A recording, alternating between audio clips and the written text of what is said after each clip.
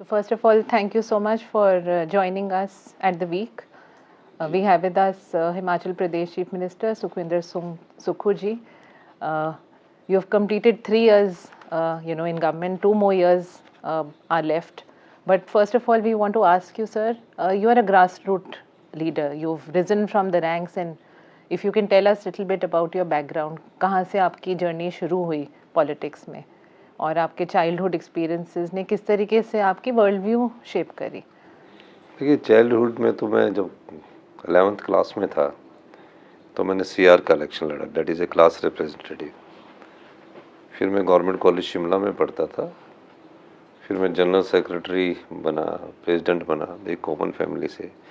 फिर मैंने एनएसयूए की पॉलिटिक्स ज्वाइन की, और एनएसयूए की पॉलिटिक्स के बाद मुझे डिस्ट्रिक्ट का जनरल सेक्रेटरी बना, फिर स्टेट जनरल सेक्रेटरी बना।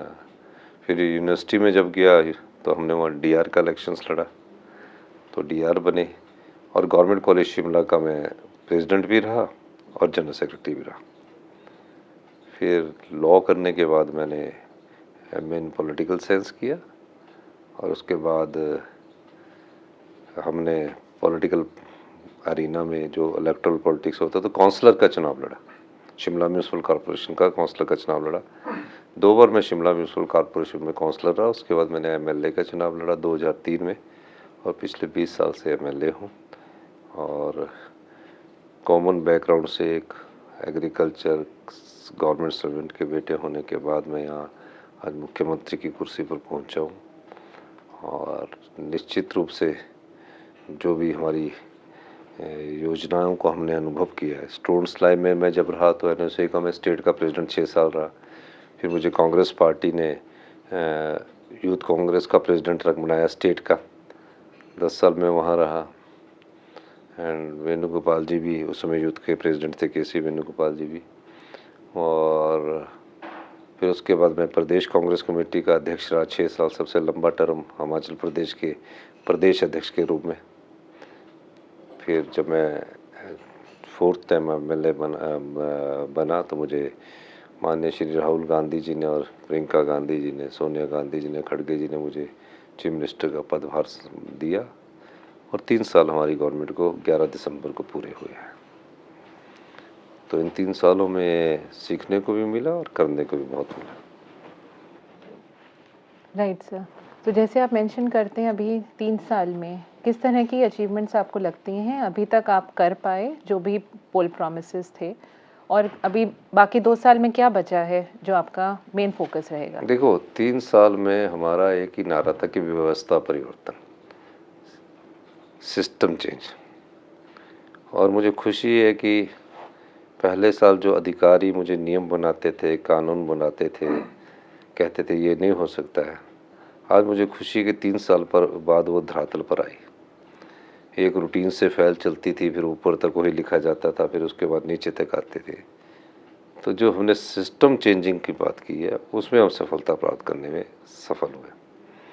अब सिस्टम चेंज क्या होता है, व्यवस्था परिवर्तन क्या होता है? 40 साल से एक रूटीन व्यवस्था चली हुई थी, मुख्यमंत्री आते हैं, फिर उनको सारी चीज़ें रखी जाती है, और उसमें कई ऐसी चीज़ें होती है जो आम पब्लिक से जुड़ी होती है, लेकिन वो सिस्टम उसको होने नहीं देता। तो उस सिस्टम को हमने बदला, एक नई सोच को विकसित किया, और आज वो 3 साल में हमारी जो मैंने सोचा था हिमाचल प्रदेश में, वो पूर्णतः धरातल पर आ गई है। पहले जो ब्यूरोक्रेट्स आईएएस ऑफिसर होते थे वो चीज़ को करते नहीं थे, वो कागज़ों में जाते थे, कानून में जाते थे। हमने जहां आम आदमी के जीवन को प्रभावित करने वाले कानून थे उनको बदल दिया, आम आदमी के जीवन के नियम को जो रोकते थे फ़ायदे को, उसको हमने बदल दिया, और व्यवस्था परिवर्तन से आत्मनिर्भर हिमाचल की नींव रखी। Can we say you're a strict administrator? नहीं, not a strict administrator, but good government के लिए गुड गवर्नेंस का होना जरूरी है, अच्छे शासन के लिए अच्छे प्रशासन का होना जरूरी है। Nobody is strict administrator. How you, आपका काम करने का तरीका क्या है और काम लेने का तरीका क्या है, तो ये गवर्नेंस को प्रदर्शित करता है। अच्छे शासन के लिए अच्छे प्रशासन का होना जरूरी है। शुरू में 6-8 महीने अड़चने रही, लेकिन आज मैं कह सकता हूँ कि जो मैं कहता हूँ उसकी स्पीड होनी चाहिए और मैं फैसला करता हूँ।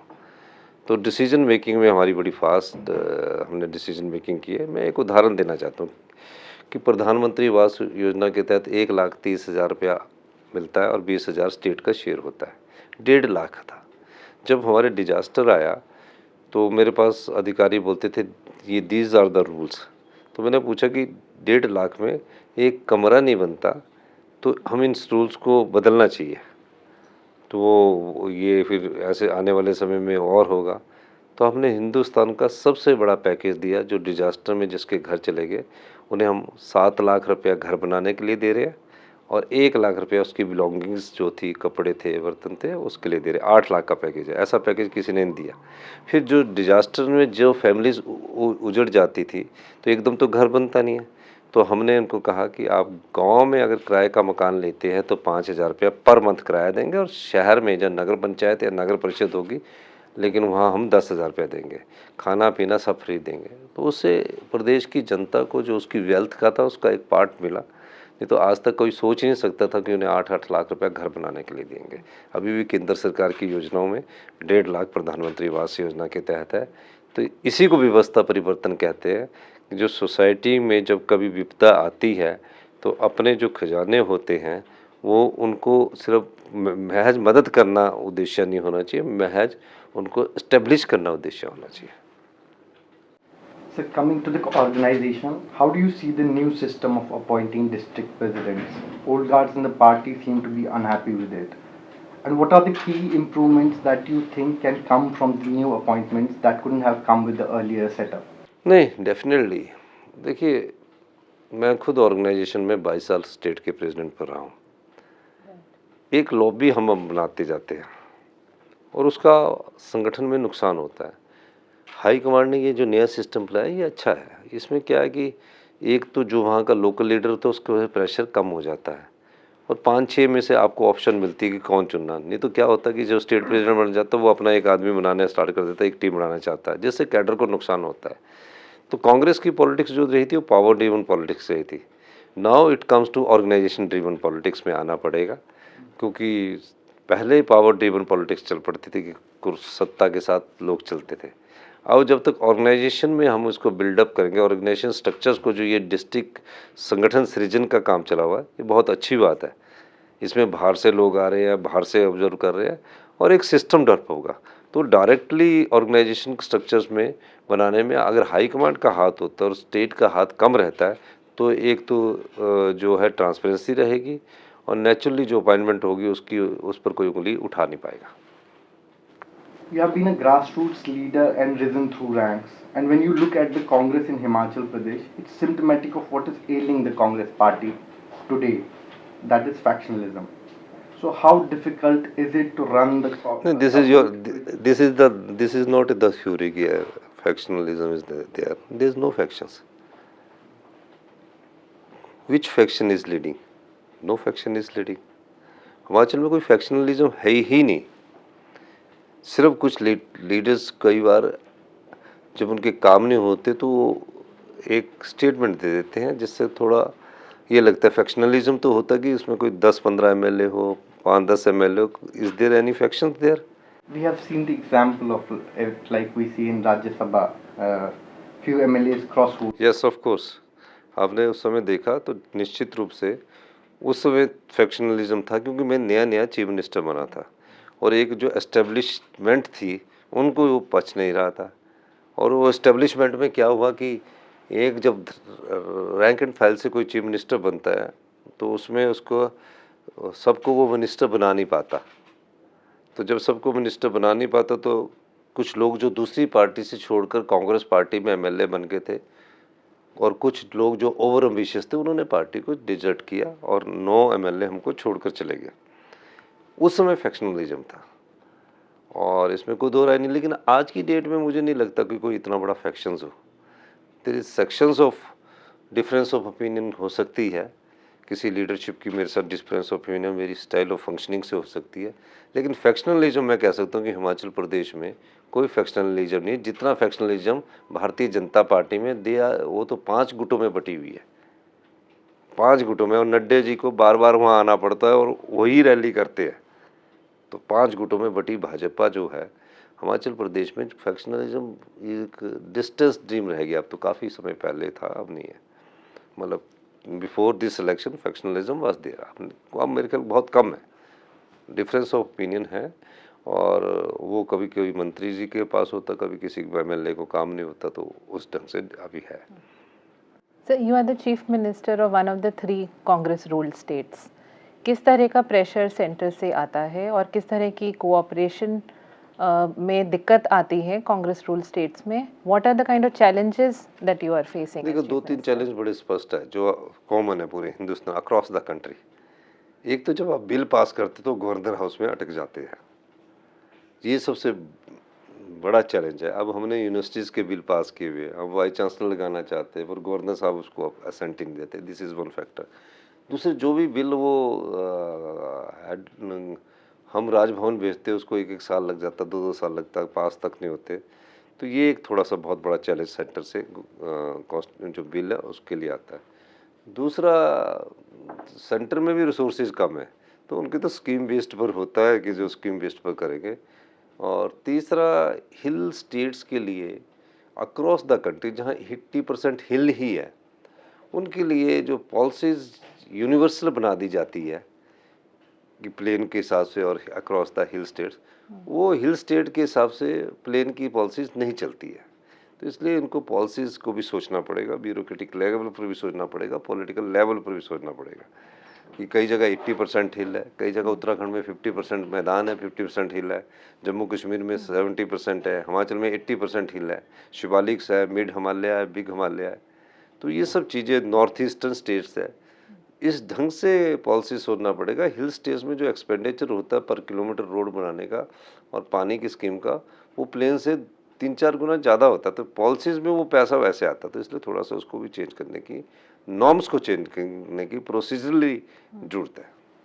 तो किन से आपने ये इशू रेज देखिए किया मैं तो है सेंटर में और 16th क्या फाइनेंस रिस्पांस कमीशन मिलता है आपको? 16th फाइनेंस कमीशन से भी किया, और हमारी जो इकॉनमी है वो और हम हिमाचल प्रदेश में हम हमारे जो रिसोर्सेज है उन रिसोर्सेज की हम लड़ाई लड़ रहे हैं। हमारे रिसोर्सेज को एक्सप्लॉइट कर दिया गया उस समय की परिस्थितियों के हिसाब से, जब 40 साल पहले हमारी लिटरेसी रेट नहीं था। आज लोग हमारे रिसोर्सेज को ढूंढ रहे हैं,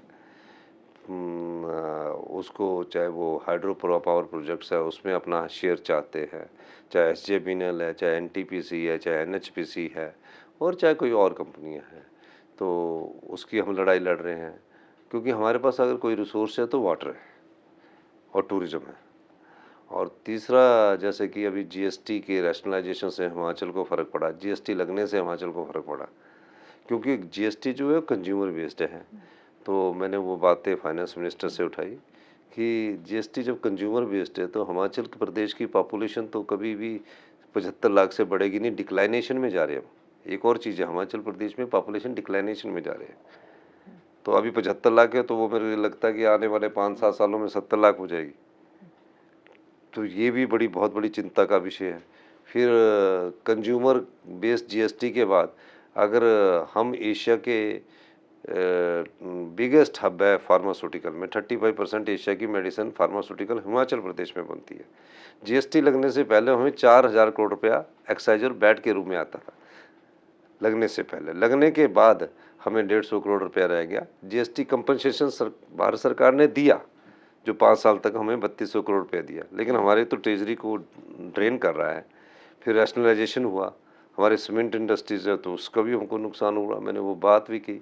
मैं चाहता हूँ कि GST जब कंज्यूमर बेस्ड है तो उसका जब से सबसे ज़्यादा फ़ायदा किसी को हुआ है तो वो यूपी को हुआ है, बिहार को हुआ है, वेस्ट बंगाल को हुआ है और स्टेट्स को हुआ है, क्योंकि वहाँ की पॉपुलेशन 22-22 करोड़ है। महाराष्ट्र को हुआ है, तो पैरासीटामोल की एक गोली खरीदेंगे तो GST तो उस समय देंगे। हिमाचल में तो अगर पैरासीटामोल की गोली 75 लाख में से कितनी पॉपुलेशन की खरीदेगी? तो हम 35% फार्मास्यूटिकल एशिया की पैदा करते हैं और हमें क्या मिलता है? सिर्फ 150 से 200 करोड़। पहले कितना मिलता था? 4000 करोड़। तो वो भी हमारी ट्रेजरी को ड्रेन कर गया। अगर सरकार थोड़ा सोचती तो प्रोडक्शन पर भी कुछ पॉइंट GST लगना चाहिए, ताकि प्रोडक्शन स्टेट को भी उसका फ़ायदा हो, प्रोड्यूसर स्टेट को भी उसका फ़ायदा हो। वो नहीं है तो हमारे हमें भी नुकसान हो रहा है। दूसरा है कि हमारे जो नदियां हैं, अब सभी नदियां हिमाचल प्रदेश की हिमाचल से निकलती, 5 नदियां हिमाचल से निकलती है। रावी, व्यास, सतलुज, चुनाव, सब नदियां हमारी हिमाचल प्रदेश से, यमुना निकलती है। पंजाब से तो कोई नदी नहीं निकलती, आपकी हरियाणा में कोई नदी नहीं निकलती, दिल्ली में कोई, सबको हम पानी भी देते हैं। और हमारी 100% लैंड में से 68% फॉरेस्ट लैंड है, जिसमें से 30% फॉरेस्ट कवर है। 32% लैंड हिमाचलियों के पास है। आप ये दिखाइए कि हम lungs of the northern India भी है, जंगल हम कटने देते, उसका भी हमको कुछ नहीं मिलता जो हम प्रोटेक्ट करते हैं। प्लांटेशन को के लिए तो भारत सरकार पैसा देती है, जो प्लांट को प्रोटेक्ट करता है उसके लिए कोई पैसा देती नहीं। ये चीज़ों को समझना पड़ेगा कि जो यहाँ से पानी आ रहा है, आने वाले समय में जिस प्रकार से क्लाइमेट चेंज हो रहा है, ग्लेशियर्स पिघल रहे हैं, हिमाचल में ग्लेशियर्स है, उसका नुकसान पंजाब को भी हो सकता है, हरियाणा को भी हो सकता है और दिल्ली को भी होगा। और नेचुरली है, जब हमारे वाटर रिसोर्सेज कम हो जाएंगे तो पानी की कमी आएगी। और हम ये कहते हैं कि जिन बड़े बड़े पब्लिक सेक्टर यूनिट ने बिजली में बहुत पैसा कमा लिया है, जब आपके पावर प्रोजेक्ट फ्री हो जाते हैं, आप हमको 50% रॉयल्टी दीजिए, क्योंकि रॉ मटेरियल तो वाटर है और फिनिश गुड है इलेक्ट्रिसिटी। वाटर की कीमत तो कभी कम नहीं होगी, वाटर में कोई ट्रांसपोर्टेशन नहीं लगनी, ऐसा वो नहीं लगना। जबकि और जब आप कोई थर्मल से बनाते हो, न्यूक्लियर बनाओगे तो उसमें सब कुछ चीज़ लगेगी। ये तो पानी मिलेगा और बिजली पैदा होगी, तो वो भी इस सब्सिडी नहीं देते। इस दृष्टिकोण से भी हमको देखना पड़ेगा। और मेरा मानना कि भारत सरकार को पानी की रॉयल्टी में हमें ज़्यादा शेयर मिलना चाहिए, और जो प्रोजेक्ट फ्री हो गया उसमें 50% फ्री रॉयल्टी मिलनी चाहिए। और 40 साल बाद जो वर्ल्ड प्रैक्टिस है कि वो प्रोजेक्ट उस राज्य की सरकार को मिल गए। 15,000 मेगावाट में हमें कुछ नहीं मिलता। ऑस्टिज हम बने, पोंग डैम के ऑस्टिज हम बने, बीबीएमबी के ऑस्टिज बने, उजड़े हमारे लोग, आज तक राजस्थान नहीं बच पाए। और बिसाइड्स दैट जितना फाइनेंशियल डेफिसिट अभी स्टेट में है वो एक एडेड चैलेंज हो गया है। ऑलमोस्ट 1 करोड़ क्रॉस हो गया है स्टेट का डेफिसिट। इसको किस तरीके से आप 1 lakh, how will you address this issue?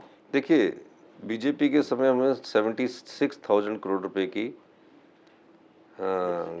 Date था और 10,000 करोड़ की लाइबिलिटीज थी। जो फ्री वीज की बात करते, सबसे ज़्यादा फ्री वीज तो उन्होंने दी। जून 2025 में चुनाव जीतने के लिए उन्होंने फ्री वीज दी। एक परिवार को हम अगर उसके 5 मीटर है तो हम 125 यूनिट फ्री बिजली देते हैं। बसेज में 50% हम सब्सिडी देते हैं। हेल्थ, मतलब फ्री वीज उन्होंने बांटने की कोई कमी नहीं रखी। तो दो मुही बात नहीं होनी चाहिए ना। राज्य सरकार में तो उन्होंने फ्री वीज बांट दी और ये सारा डेट हमारे पर चढ़ा दिया। अब हमें क्या करना पड़ रहा है कि डेट की रीपेमेंट के लिए हमें डेट लेना पड़ रहा है। तो हम डेट ट्रैप की में फंसे हुए हैं, हम उससे निकलने की कोशिश कर रहे हैं। क्या है कि अब जो 75,000 की किस्त है बैंक थोड़ी छोड़ेगा, और आरबीआई भी नहीं छोड़ता है। तो उन्हीं किस्तों को उठाने के लिए हमें, उन्हीं ब्याज को देने के लिए, उनके मूलधन को देने के लिए हमें पैसा लेना पड़ रहा है। हम फिस्कल प्रूडेंस से और फिस्कल डिसिप्लिन से थोड़ा अपने आप को ठीक कर रहे हैं। और मेरा ये मानना है कि अगर हमारे नीतिगत बदलाव, स्ट्रक्चर रिफॉर्म्स, लेटेस्ट कानूनों में जो हमने बदलाव किया है, उसका अगर लाभ मिलेगा, हम लेंगे, तो naturally Himachal Pradesh debt free हो जाएगा। वैसे हमारा टारगेट है 2027 तक सेल्फ रिलायंट बनने का। हमने रिसोर्सेज पैदा किए, अपने हक की लड़ाई लड़ी और हमें उसका फ़ायदा भी हुआ। सुप्रीम कोर्ट से हम केस जीते भी हैं। What do you have to say about the BJP's criticism that you have wasted central funds? नहीं, ये तो गलत बात है। देयर इज़ नो लॉजिक कि हम we are wasting central funds. There is parameters, procedures, how we can waste the fund. BJP को बताना चाहिए, केंद्र सरकार को भी बताना चाहिए, प्रदेश में 3 आपदाएं आ चुकी है। और इसलिए नहीं आ रही कि हमारे प्रदेश में कोई ज़्यादा natural, it is a natural disasters. आपका टेम्परेचर बढ़ रहा है और क्लाइमेट चेंज हो रहा है। आज हिमाचल कर रहा है, कल उत्तराखंड सहन करेगा, हिली एरिया, और फिर जम्मू कश्मीर और नॉर्थ ईस्ट, फिर उसके बाद प्लेन आएंगे। 1 डिग्री सेल्सियस टेम्परेचर बढ़ रहा है, क्लाउड बस्टिंग्स हो रही है, नेचुरल है, कोई कोई सरकार थोड़ी चाहती है। केंद्र सेंट्रल गवर्नमेंट आई, उन्होंने 2023-24 में 9300 करोड़ रुपए का आंकलन किया, जिसको पीडीएनए बोलते हैं, पोस्ट डिजास्टर्स नीड असेसमेंट, और 2 साल बाद हमें वो मिल रहा है 2000 करोड़, जिसमें से 500 करोड़ 25% स्टेट का शेयर है और 1500 करोड़ रुपये भारत सरकार से मिलना। उसका 2 साल बाद भी, एक तो उसका इन्फ्लेशन के हिसाब से रेट देख लो कि उस पैसे की वैल्यू क्या रहेगी, उस पैसे की वैल्यू भी तो देखो ना कि 2 साल बाद आप दे रहे हो। तो उसके अभी तक उन्होंने एक किश्ती 451 करोड़। उसके बाद जो एनडीआरएफ और एसडीआरएफ है, वो तो डिजास्टर आए या ना आए, वो तो टैक्सेस का एक शेयर रखा हुआ है। 2021-22 में कोई डिजास्टर थोड़ी आ रहा है, तो वो पैसे मिलते हैं हमें 360 करोड़ रुपए साल का, उसको गिना रहे हैं। कोई स्पेशल रिलीफ पैकेज नहीं दिया बीजेपी ने। कोई डिजास्टर से, जितना डिजास्टर का सर्वे खुद सेंट्रल गवर्नमेंट ने किया उतना ही पैसा, उसका 50% देते, वो भी नहीं दिया, 20% दिया उसका भी। तो आप कैसे फाइट करोगे? आप जिसके जीएसटी से पहले जिसकी ट्रेजरी को ड्रेन कर दिया गया, रैशनलाइजेशन से जीएसटी को फायदा किया, और नॉर्दर्न इंडिया में कंट्रीब्यूशन अगर इकोलॉजी को देखा जाए तो 91,000 करोड़ की है, चाहे पानी के रूम में चाहे हमारे जंगल के रूम में, हमें कहाँ गया? तो ये सब चीज़ों को अगर टेक्निकली देखा जाए तो इस चीज़ों से हमको नुकसान हो रहा है। हमारे को 75 लाख की जनसंख्या होने के कारण जीएसटी का बेनिफिट नहीं हो पा रहा। एशिया के 35% फार्मास्यूटिकल का हब होने के कारण हमको हमें जीएसटी का से फ़ायदा नहीं हो पा रहा, जबकि वैट और एक्साइज से फ़ायदा हो रहा था।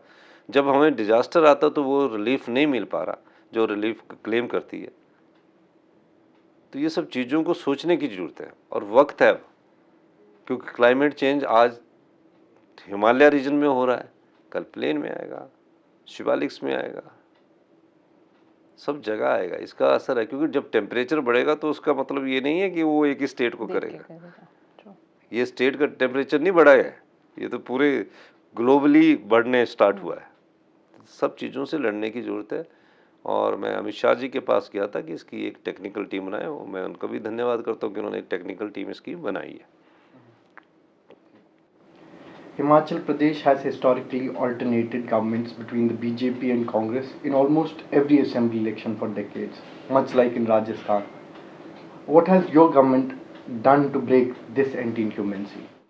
देखिए, वी हैव ऑलरेडी रिपीटेड। जब 9 एमएलए ने छोड़ कर गए, 9 में लोकसभा के 7 इलेक्शन हुआ, हिमाचल प्रदेश में चारों लोकसभा सीटें बीजेपी लेगी और स्टेट में किसको वोट दिया? हम 34 से फिर 40 पर पहुंचे। पहली बात 40 पर द्वारा पहुंच गई ना, जितनों ने हमको किया, ये भी तो एक बात है। दूसरी बात, एक भी करप्शन का केस बता दीजिए। There is transparency in government, there is morality in government, there is honesty in government, there is governance in the government. अच्छे शासन के लिए अच्छा प्रशासन होना चाहिए, फर्स्ट थिंग है। दूसरा, जो हमने तय किए, अपने बुलेट पॉइंट तय किए, एजुकेशन में हम रिफॉर्म्स कर रहे हैं। बीजेपी के समय हम क्वालिटी एजुकेशन में हम 21वें स्थान पर थे, आज हम क्वालिटी एजुकेशन में 5वें स्थान पर पहुंचे लास्ट 3 ईयर्स में। हम Rajiv Gandhi day boarding school बना रहे हैं। हमने अपने सभी सरकारी स्कूलों में सीबीएसई के कुछ पाठ्यक्रम सीबीएसई स्टार्ट कर दिया है। टीचर स्टूडेंट रेशो को अपग्रेड कर रहे हैं और लिटरेसी में इंडिया में 99.30 होने के बाद हम इस स्थान पर पहुंचे हैं। मर्जर कर रहे हैं, स्कूल क्लोज कर रहे हैं, क्वालिटी के लिए हम बढ़ रहे हैं। पहली बात तो ये। और आने वाले अगले 5-7 सालों में जो एजुकेशन सिस्टम है वो हमारा वर्ल्ड क्लास का होगा, पहला। दूसरा, हेल्थ सेक्टर में 40 ईयर से आपने हेल्थ सेक्टर को नहीं देखा। हेल्थ सेक्टर रेफरल हॉस्पिटल बन गया। हाई एंड मेडिकल टेक्नोलॉजी जो एम्स दिल्ली में, उसको हम ला रहे हैं। Robotic surgery, MRI 3 tesla, patient doctor ratio, we are working on that. Rural economy, 80% Himachal Pradesh के लोग गांव में रहते हैं, पर हिमाचल के जो गांव हैं वहाँ शहरों की जैसी सुविधा है।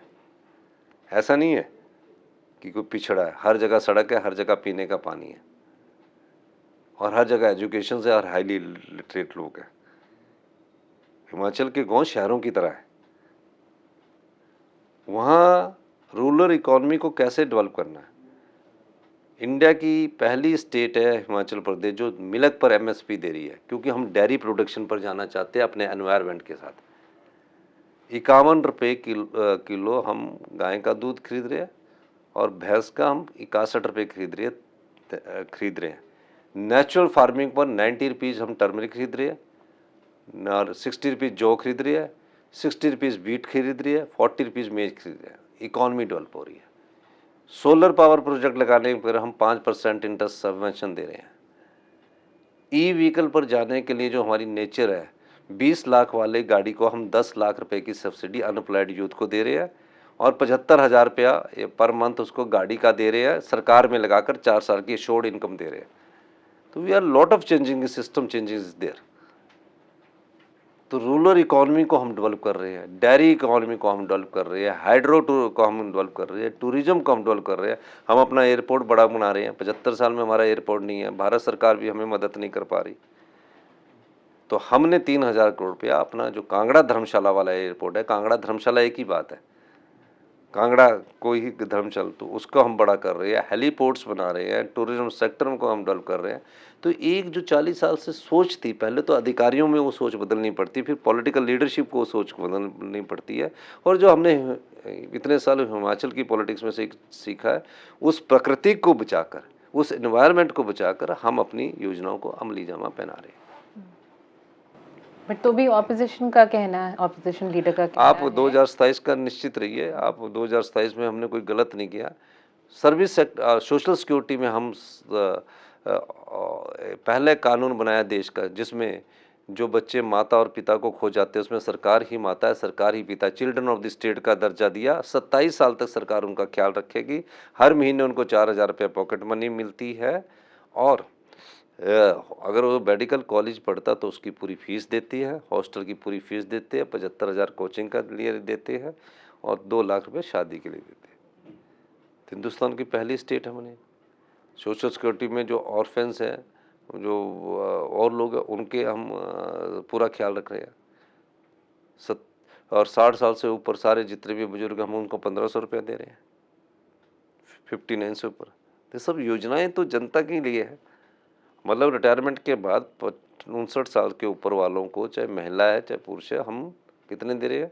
1,500 रुपया हर मंथ दे रहे हैं। बट ये एलिगेशन अभी भी है कि जितने पोल प्रॉमिसेस थे उसमें 1,500 रुपए महीने नहीं, हमने के लिए 7 अभी पोल तक प्रॉमिस, पूरा नहीं हुआ है। उसके बारे में आप क्या नहीं, कहेंगे? 7 पोल प्रोमिस थे और 8वें का स्टेज 1 पूरा हो गया। स्टेज 1 क्या होता है? जो हमारी पेंशन मिलती थी, जो 58 साल से ऊपर के लोग थे हिमाचल में, उनको 1,100 रुपये मिलता था पहले, हमने उसको 1,500 किया। और कुछ डिस्ट्रिक्ट जैसे लाहौल स्पीति ट्रैवल डिस्ट्रिक्ट में हमने 1,500 स्टेज 1 देना शुरू किया। स्टेज 2 का अब हम शुरुआत करने जा रहे हैं। बट ऑपोजिशन लीडर का अभी रिसेंटली स्टेटमेंट था कि 2027 स्टेट जब असेंबली इलेक्शंस होंगी तो एमएलएस की स्ट्रेंथ इतनी होगी जितनी आप ऑल्टो कार में लोग बिठा सकते नहीं, हैं। तो मैंने बता दिया कि वो तो एमएलए की स्ट्रेंथ उतनी होगी जितनी 52 सीटर वॉल्वो की होगी। चिंता ना करिए, आप भी स्टडी करिए। सोशल मीडिया उन्होंने एक सेल बिठाया हुआ है, बीजेपी ने अपने कार्यालय में सोशल मीडिया का 20 लोगों का। उस सोशल मीडिया के माध्यम से वो कांग्रेस पार्टी को टारगेट नहीं करते, व्यक्तिगत तौर से मुझे टारगेट करते हैं। वो जानते हैं कि क्यों टारगेट कर रहे हैं। तो निश्चित रहिए, अगली बार जो 52 सीटर वोल्वो होगी ना, 52 सीटर वोल्वो है, उसमें बैठ कर आएंगे 2027 में। सर, जहाँ तक यूथ की बात है, हिमाचल में जॉब्स के लिए कितने माइग्रेट अभी भी करते हैं बाहर, अपॉर्चुनिटीज देखो आप, how will you bring them back? नहीं, कोरोना के बाद बहुत कम लोगों ने माइग्रेशन करना स्टार्ट किया। अभी पॉलिसीज हमने चेंज की ना। अगर रूरल इकोनॉमी को डेवलप करना है तो उसमें यूथ के पास ये पता होना चाहिए कि मेरे पास 5-7 लाख रुपया हर साल आ रहा है। अब बहुत कम कर रहे हैं। वैसे सरकार भी अब अपना कारपोरेशन बनाया है कि ओवरसीज़ जॉब्स के लिए हम अच्छे पेमेंट पर सरकार बाहर भी भेज रहे हैं। बाकी लोगों को हम सेल्फ एम्प्लॉयमेंट की तरफ भी लाना चाह रहे हैं, और आने वाले समय में मुझे लगता है कि ये सब होगा। पर जितना कंस्ट्रक्शन है और जितने लोग अब हिमाचल या out of city you know they want to go for clean air for alternate lifestyle, they are going to Himachal and staying there, कितना बर्डन किस तरीके से स्टेट ले सकता है अभी, और किस तरह की नहीं, अनप्रिंटेड बर्डन नहीं, अभी कंस्ट्रक्शन अभी भी हो रही है? हमें नहीं, अनप्लान्ड कंस्ट्रक्शन नहीं है। मैं देखता हूँ अनप्लान्ड कंस्ट्रक्शन की बात नहीं है। देखिए, बर्डन तो कोई ऐसी प्रॉब्लम नहीं है, लेकिन प्लान वे में हमें सिटीज़ बनाने पड़ेंगे। और अब हम हिल चंडीगढ़ बना रहे हैं, उस दिशा में हम कर रहे हैं। 3 सिटीज़ हमारा प्रपोज्ड है, न्यू सिटीज़। उसमें एक हिल चंडीगढ़ है, हिल पंचकुला और एक हिल कांगड़ा है। तो अभी उस पर हम दिशा में आगे बढ़ रहे हैं। तो हिमाचल की आबो हवा में सांस लेने के लिए, सब प्रकार की नेचुरल में आने के लिए, रीजुबिनेशंस होती है ना, वो सब चीज़ें करने की हमारी सरकार कार्य कर रही है। पंजाब हरियाणा में हमने ड्रग प्रॉब्लम देखी, हिमाचल में भी अभी चिट्टा नहीं, की, हीरोइन की प्रॉब्लम। नहीं, हम इज इट मैन्युफैक्चरिंग, कंजम्पशन या ट्रांजिट, किस या सब तीनों चीज़ों की प्रॉब्लम है हिमाचल में, और क्या नहीं, एक्शन नहीं, ले रही है आपकी देखिए, सरकार? हम तो अवेयरनेस कैंपेन चला रहे हैं चिट्टा के खिलाफ। कल भी मेरी चिट्टा की रैली है, जिसमें कोई 10,000 स्टूडेंट्स को कर रहे हैं। अवेयरनेस क्या है कि पंजाब में चिट्टा के कारण हिमाचल में के बाउंड्री इलाकों में ना घुसना स्टार्ट करे और इंटीरियर तक ना पहुँचे। तो हमने हर एक पंचायत का, जितनी भी हमारी पंचायत है उसमें हमने जहाँ चिट्टा का है वहाँ रेड किया है, येलो किया, ग्रीन किया, पहले मार्क किया। फिर उसके बाद हमने कहा कि कौन से एज के बच्चे इसमें इन्वॉल्व होते हैं। तो हमने पाया कि 11th-12th के बच्चे इसमें इन्वॉल्व होते हैं, तो उनको पहले अवेयर करवाना है। तो उसको मैं खुद पूरी स्टेट में कर रहा हूँ। 15 नवंबर से हमने अपना कैंपेन स्टार्ट किया है। 15 नवंबर को हमारी वॉकथॉन थी, फिर उसके बाद फर्स्ट को थी, कल फिर है, ताकि जो हमारी पीढ़ी है वो इसको चिट्टा नाम से ही घरे। तो वो पंचायत लेवल पर कर रहे हैं और मुझे लगता है कि इसकी सफलता हमें बहुत मिल रही है। और जो दूसरा है कि जो चिट्टे में बेचारा कोई बच्चा चला गया है तो उसका पुनर्वास करना है, उसको सोसाइटी से अलग नहीं सोचना, उसको दोषी नहीं पाना। तीसरा ये है कि जो सप्लायर है वो किसी भी एंड पर है, उनके खिलाफ सख्त से सख्त कार्रवाई करनी, और इस दृष्टिकोण से मैंने कानून बना दिया है और हमने पिट NDPS एक्ट भी लागू किया है। तो उनको हम 6 महीने के अरेस्ट भी करती। तो एक अवेयरनेस है कि हमारी यंगर जनरेशन जो है वो इसमें ना फंसे। तो अभी से ही प्रियम्प्ट कदम उठाए जा रहे हैं, कोई ऐसा नहीं है। Last question sir, since Himachal is a tourist hub, किस तरह की यू नो एविएशन फैसिलिटी अभी क्या लिम्बो में है, या किस तरीके से आप ओपन अप कर रहे हैं, और कहाँ आप देखते हैं कि कल को ज़्यादा देखिए, लोग आएंगे? हम तो टूरिज्म कैपिटल ऑफ इंडिया बनना चाहते हैं, लेकिन सबसे बड़ी प्रॉब्लम क्या है? एयरपोर्ट की है। एक भी हमारा बड़ा एयरपोर्ट नहीं है। अगर कोई धर्मशाला कांगड़ा जाता है तो उसको 15-20 हज़ार रुपया फ्लाइट के खर्च करने पड़ते हैं। फिर इंफ्रास्ट्रक्चर भी हमने देखना है। तो मेरा ये मानना है कि सबसे पहले हमें एयरपोर्ट एक्सपेंशन करना, और जिसके लिए मैं सोच रहा हूँ कि हमने 500 करोड़ रुपए की लैंड एक्विजिशन कर ली है और 3,000 करोड़ रुपया और लैंड एक्विजिशन के लिए चाहिए। एक्चुअल में हम हिमाचल प्रदेश में जो लैंड की कॉस्ट है वो आपकी दिल्ली की पॉश एरिया से भी ज़्यादा महंगी है। कोरोना के बाद हिमाचल में लैंड में इतना ज़्यादा उछाल आया है कि 1 एकड़ लेने के लिए आपको 20 करोड़ रुपया खर्च करना पड़ता है। तो वो लैंड की कॉस्ट बहुत ज़्यादा, और लैंड होल्डिंग कम है, इसलिए लैंड की कॉस्ट में क्यों बहुत ज़्यादा उछाल आया। और 32% ही लैंड है 100% में हमारे पास। तो नेचुरली पहले एयरपोर्ट बनेगा, फिर तो हमारे साथ UAE वाले इन्वेस्ट करना चाहते हैं और कंपनी इन्वेस्ट करना चाहती है। तो पहले एयरपोर्ट का हम लैंड कर रहे हैं। कोई टाइमलाइन है सर इसकी? हम लैंड एक्विजिशन 31 मार्च तक कर देंगे। उसके बाद बनाने में 1-1.5 साल लगेगा प्लेन इलाका। Right sir, thank you so much, thank you. Thank you for joining with Thank you.